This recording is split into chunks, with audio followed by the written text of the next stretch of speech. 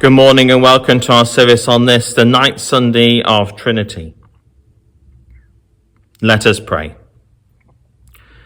Gracious Father, revive your church in our day and make her holy, strong and faithful for your glorious sake in Jesus Christ our Lord. Amen. We join together in our confession. Most merciful God, Father of our Lord Jesus Christ, we confess that we have sinned in thought, word, and deed. We have not loved you with our whole heart. We have not loved our neighbours as ourselves. In your mercy, forgive what we have been and help us to amend what we are, and direct what we shall be, that we may do justly and love mercy, and walk humbly with you, our God. Amen. Almighty God, who forgives all who truly repent, have mercy upon you, pardon and deliver you from all your sins, confirm and strengthen you in all goodness, and keep you in life eternal, through Jesus Christ our Lord. Amen. Our reading is from Paul's letter to the Ephesians, chapter 4. I, therefore, the prisoner in the Lord, beg you to lead a life worthy of the calling to which you have been called, with all humility and gentleness, with patience, bearing with one another in love, making every effort to maintain the unity of the Spirit in the bond of peace. There is one body and one Spirit, just as you are called to the one hope of your calling, one Lord, one faith, one baptism, one God and Father of all, who is above all and through all and in all. But each of us was given grace according to the measure of Christ's gift. Therefore it is said, when he ascended on high, he had captivity himself a captive. He gave gifts to his people. He who ascended is the same one who ascended from above all the heavens, so that he might fill all things.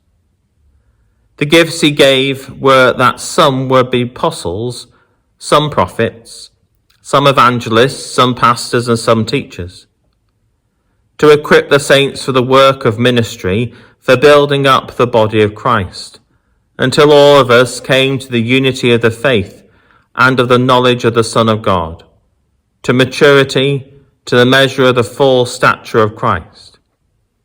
We must no longer be called children tossed to and fro and blown about by every wind of doctrine and by people's trickery, by their craftiness or deceitful scheming, but children that are speaking the truth in love. We must grow up in every way into him who is the head, into Christ, for whom the whole body, joined and knitted together by every ligament with which it is equipped, as each part is working properly, promotes the body's growth in building itself up in love. I do think that sometimes we complicate things that are really quite simple. With the inventions of smart technology, some of us like them, some of us just cannot get it to work. I'm quite happy having Alexa in the kitchen. I just asked it a joke before I came out, and it came up with this. Where do you take a sick boat to? To the dock.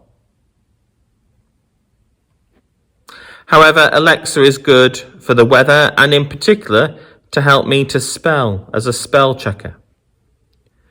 I do believe that we overly break down passages from the Bible, try and understand words from words and take things out of their context rather than look at it as a whole and what it might mean. It is for me that we sometimes complicate this. I do often in sentences say the wrong word. For example, the catchphrase, if the cap fits. I've always thought it was, if the cat fits. Not quite sure what I thought a cat would be doing fitting. A cap fits makes much more sense. The modern inventions are helping me, but I don't use them in a complex way. In this passage, there is, a whole book written about it. But for me, the focus is that of love.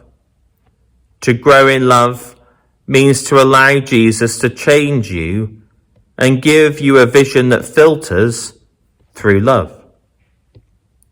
The Beatles song, All You Need Is Love, springs to mind, and I'm sure maybe you've just sung through the first line. A song of persuasion that we can be more than we think we can be. This is true in faith. We can be more than we can be because Jesus believes in us. Jesus believes in you. That will love be in your hearts. Then with love in your hearts, you will see the world in that way.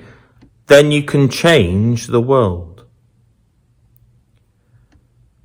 I have often been criticised in life for looking at things through rose-tinted glasses. And I will never apologise for doing so. I wonder, though, if this is what Paul's letter to the Ephesians is all about. How we see the world and the people who live upon it. To see the good only, as long as I have not misunderstood it, it is to see through rose-tinted glasses. To see through eyes full of love takes it one step more. To react to what we see, to show compassion and be ready to act that compassion out with kindness. So I present to you not rose-tinted spectacles, but love-tinted glasses. With a heart that is full of compassion, seeing each individual whom we meet as being loved by Jesus because they are children of God is indeed to look at the world through eyes filled with love. For me, it's that simple.